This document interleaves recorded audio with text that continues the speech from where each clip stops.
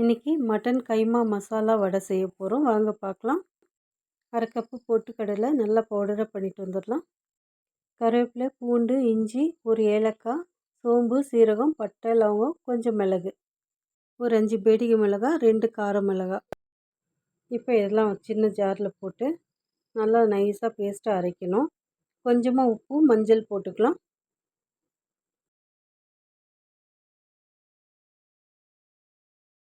இப்போ கைமாலாம் அரைச்சிக்கலாம்.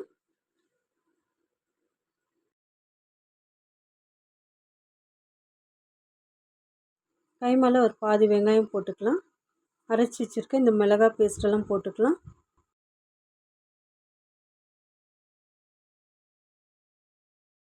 இப்போ எல்லாமே கொஞ்சம் திரியாக தான் அரைச்சிருக்கு. இதே ஜாரில் கடலப்பருப்புலாம் போட்டு கொஞ்சம் கொரன்னு அரைச்சிக்கலாம்.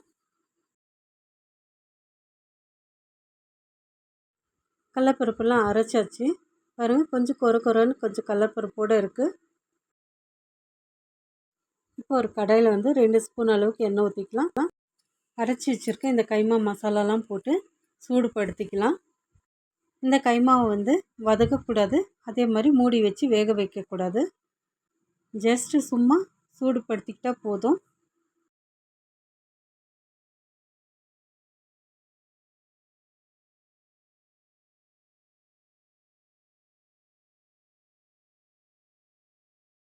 இப்போ கைமா நல்லா ஆறிடுச்சு. மறுபடியும் இன்னொரு முறை நம்ம நைஸாக அரைச்சிட்டு வந்துடலாம். இந்த அளவுக்கு நைஸாக இருந்தால் போதும்.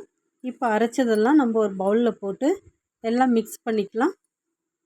அரைச்சி வச்சுருக்க இந்த கைமா, பொட்டுக்கடலை, கடலப்பருப்பு, இடித்து வச்சுருக்க பச்சை மிளகாய், பூண்டு, இஞ்சி இதெல்லாம் போட்டுக்கலாம்.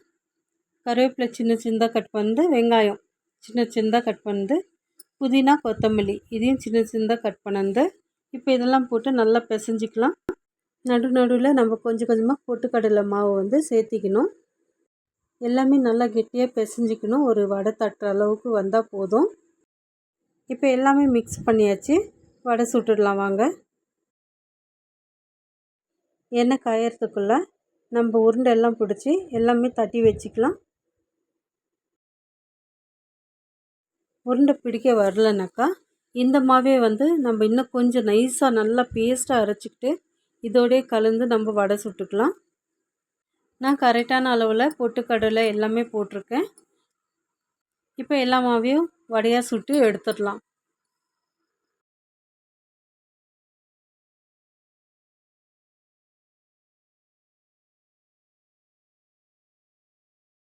இப்போ மட்டன் கைமா வடை ரெடி ஆயிடுச்சு. இந்த மாதிரி நீங்களும் செஞ்சு பாருங்கள்.